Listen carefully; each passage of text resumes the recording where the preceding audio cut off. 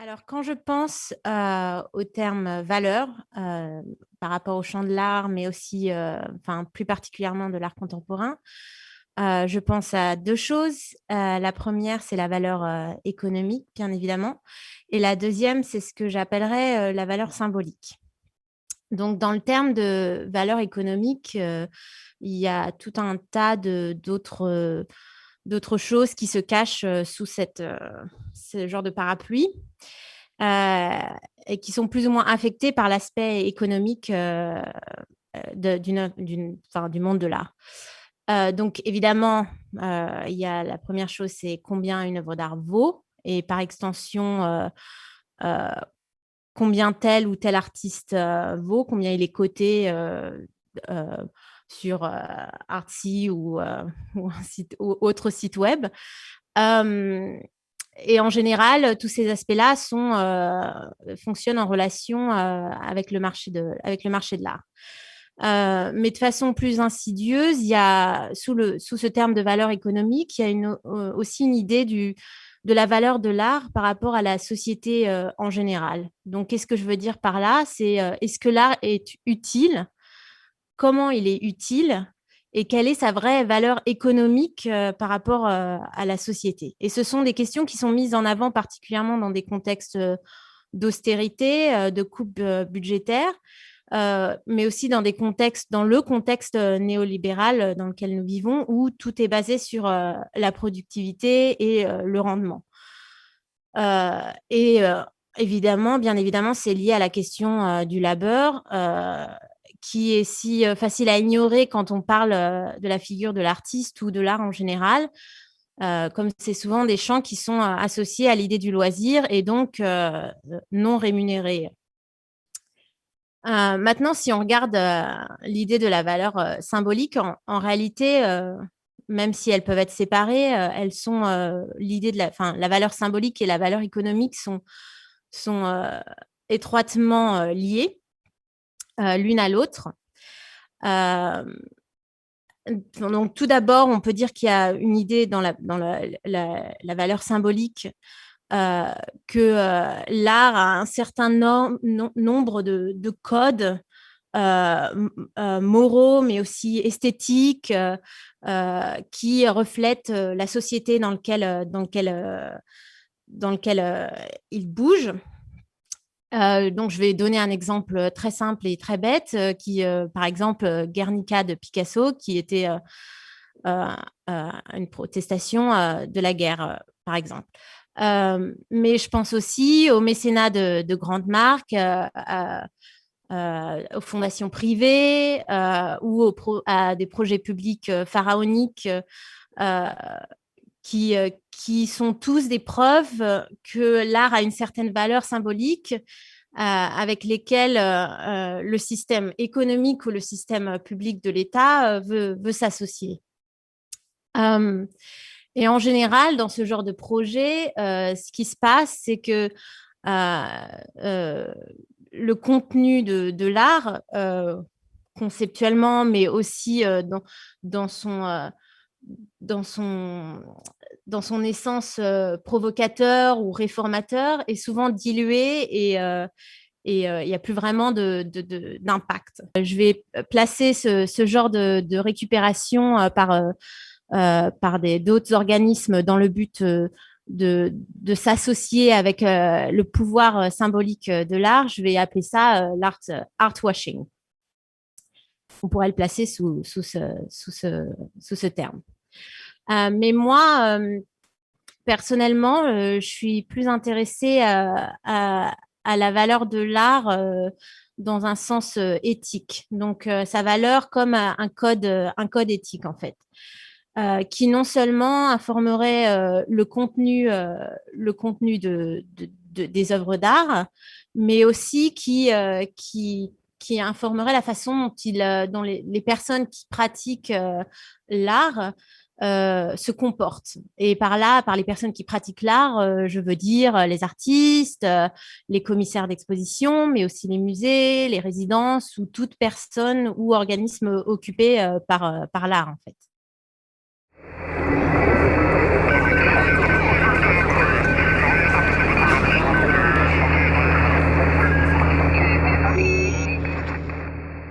pour continuer un petit peu avec cette idée de valeur éthique ou de code éthique, pour moi, cette question de code éthique est une des choses par laquelle vraiment je commencerai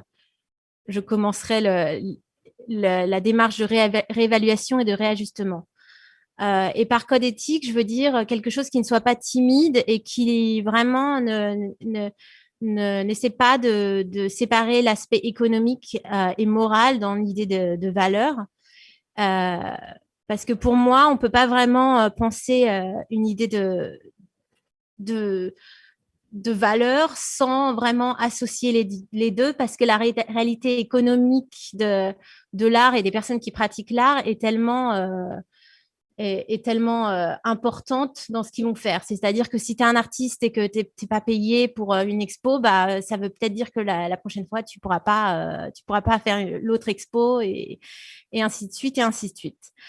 Euh, donc, je pense, quand je pense à code éthique, je pense à quelque chose d'un peu plus profond que l'idée juste d'un mission statement ou d'un communiqué de presse qu'on voit souvent passer, par exemple, sur Instagram, qui formule un souhait de changement, mais sans vraiment prendre des décisions précises qui vont faire que le changement va avoir un effet en profondeur. Donc, en gros, ce que je veux dire par code éthique, c'est un nombre de valeurs auxquelles on adhérerait dans sa pratique de l'art, mais aussi au quotidien, dans les choses euh, très, très concrètes et administratives sous lesquelles fonctionne le régime du monde de l'art. Donc, si on regarde au niveau institutionnel, ce que ça veut dire, donc institutionnel, je veux dire dans les musées ou dans les gros organismes euh, de, de l'art. Ça veut dire regarder qui est rémunéré, combien, et avoir beaucoup plus de transparence par rapport à la façon dont les choses fonctionnent euh, en coulisses. Je pense que ce serait aussi intéressant d'avoir l'idée d'une démocratisation pour tous les employés dans les décisions de l'organisation. Et par tous les employés, je veux dire vraiment tous les employés, c'est-à-dire de la personne du service personnel qui va nettoyer au directeur. C'est-à-dire comment est-ce qu'on peut faire pour que tout le monde soit inclus dans la façon dont l'organisme euh, est organisé structurellement. Après, de façon plus personnelle, enfin, je passe toujours de l'institutionnel, donc de façon plus structurelle, à la façon dont un individu peut agir par rapport à l'art contemporain. Euh, je pense que de façon personnelle, un artiste, quand il produit, il peut aussi se poser ce genre de questions. Comment est-ce qu'on agit avec différentes personnes, que ce soit un autre artiste ou bien un commissaire d'exposition ou bien tout simplement un technicien quand on va faire un montage d'exposition, un assistant, un écrivain. Quelles sont les règles qui sont sous-jacentes dans toutes ces petites interactions qu'on a tous les jours avec les personnels et les personnes qui travaillent dans le monde de l'art et qui sont en fait, même si on n'en parle jamais ou très peu, qui sont en fait vitales pour moi pour rétablir un certain code éthique et une valeur dans le monde de l'art. Donc, une des pierres centrales pour moi, c'est de considérer que l'artiste, d'avoir une position opposée au fait que l'artiste soit dans une tour d'ivoire.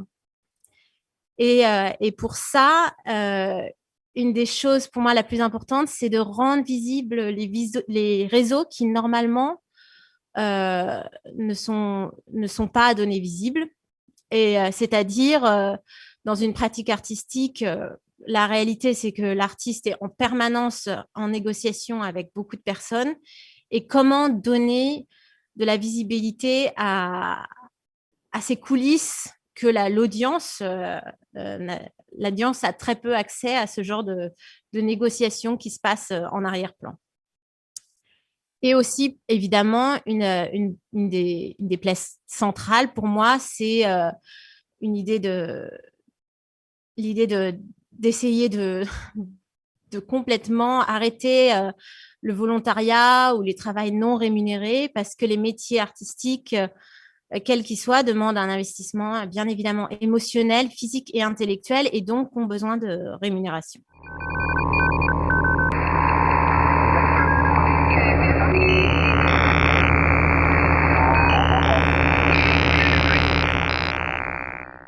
Je pense que quand je commence un travail, la première chose que je me demande toujours, c'est, je me pose toujours une question de l'autre.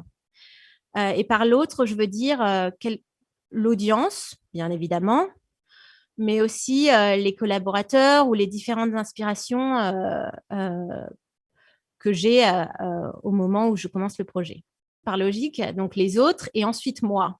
Quelle est ma place dans ce réseau des autres, dans ce réseau de l'audience, dans ce réseau des collaborateurs et de mes inspirations, mais aussi quelles sont mes motivations réelles à m'insérer dans ce réseau. La façon dont j'utilise mon procédé artistique fonctionne, c'est que très souvent, je me trouve dans des situations où je fais des recherches assez pointues et que je me trouve à découvrir des pratiques artistiques ou bien des écrits qui vont m'inspirer. Et ça va être difficile pour moi de ne pas finir par les inclure dans mes projets, en fait. Une des raisons, c'est que c'est une raison très égoïste, c'est que j'ai envie du coup d'en apprendre plus. Et ça m'intéresse, c'est que je me dis, rien de mieux que d'en apprendre plus, c'est d'inviter cette personne et de, de, de l'écouter, diffuser son savoir.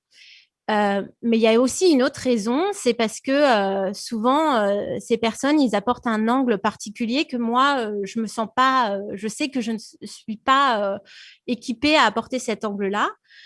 Et je ne peux pas l'exprimer par moi-même. Et du coup, j'ai besoin de cette personne pour éclairer cet angle, en fait. Et pour moi, c'est une des choses pour lesquelles je pense que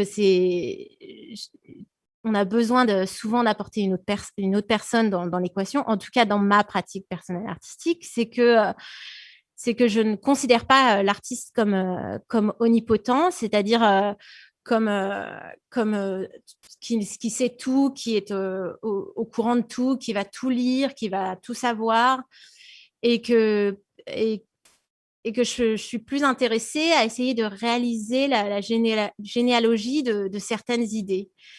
Et aussi, de façon pour garder une certaine santé mentale et pour pas s'épuiser, pour moi, c'est important d'admettre que la pratique artistique a des limites quand on est dans un contexte personnel d'artiste. C'est-à-dire que je peux seulement aller à un certain point et que après ça, évidemment, je ne suis pas omnipotent, donc je ne peux pas tout savoir et que à ce moment-là, je vais devoir accepter qu'il y a une autre personne qui va venir et qui va apporter son propre angle et que ensemble on va construire quelque chose d'autre.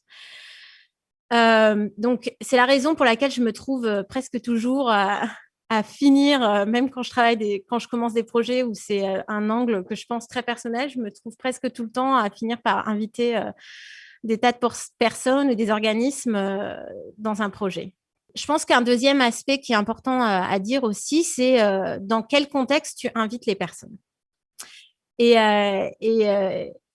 et un des concepts qui va peut-être paraître un petit peu naïf, qui est central pour moi, c'est l'idée de la générosité envers les personnes avec qui tu travailles.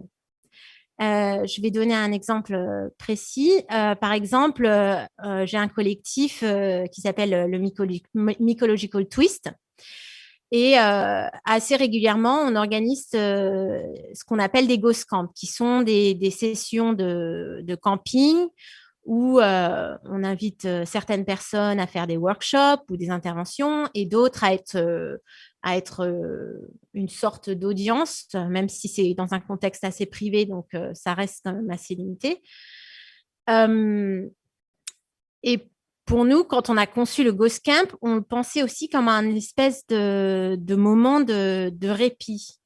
Donc, c'est-à-dire qu'on s'est dit, OK, comment est-ce qu'on peut organiser un événement sans avoir ces questions qui, en fait, sont très souvent invisibles, mais souvent là, quand un artiste ou une personne de l'art est invité dans un contexte, pour n'importe quel contexte d'ailleurs, dans une exposition ou quoi que ce soit, c'est-à-dire la question très simple, hein, où est-ce que je vais dormir? Combien ça va me payer, ça va me coûter de dormir quelque part, combien l'hôtel va me coûter, qu'est-ce que je vais manger et combien ça va me coûter. Parce que souvent, ce sont des coûts qui ne sont pas pris en charge dans les projets. Et donc, ce qu'on a fait avec le GoScam, qui peut paraître très simple, c'est qu'on s'est dit, OK, toutes les personnes qui viennent là, que ce soit des personnes qui sont invitées à faire une intervention ou des personnes qui sont une sorte d'audience, vont avoir un endroit où dormir et vont avoir de la nourriture. Et c'est même pas une question. C'est juste, c'est un donné. Et en plus de ça, évidemment, pour les personnes que tu invites, tu as en plus de ça, évidemment, un fee ou un paiement pour ce qu'ils font. Et je pense que cette idée si on pense au terme de valeur, je pense que c'est cette idée très simple et très économique et vraiment de où je vais dormir, qu'est-ce que je vais manger, ne peut pas être dissociée d'une réforme symbolique ou morale ou éthique de l'art contemporain. Ces deux-là sont vraiment liés, en fait. Parce que c'est dur de formuler une pensée critique quand tu es en permanence en train de te demander est-ce que je vais réussir à payer mon loyer, quoi. En fait, même si c'est pas écrit noir sur blanc, j'ai toujours en tête quand je travaille, en gros, un espèce de code de valeur et je suis en permanence en négociation avec ce code. Et il m'habite en permanence quand je travaille sur un projet. Et par ça, je veux dire, donc évidemment, le contenu, conceptuellement, il va être avec moi, mais aussi de façon plus directe et beaucoup moins sexy, quand j'accepte un projet. La question, c'est pourquoi est-ce que je dis oui?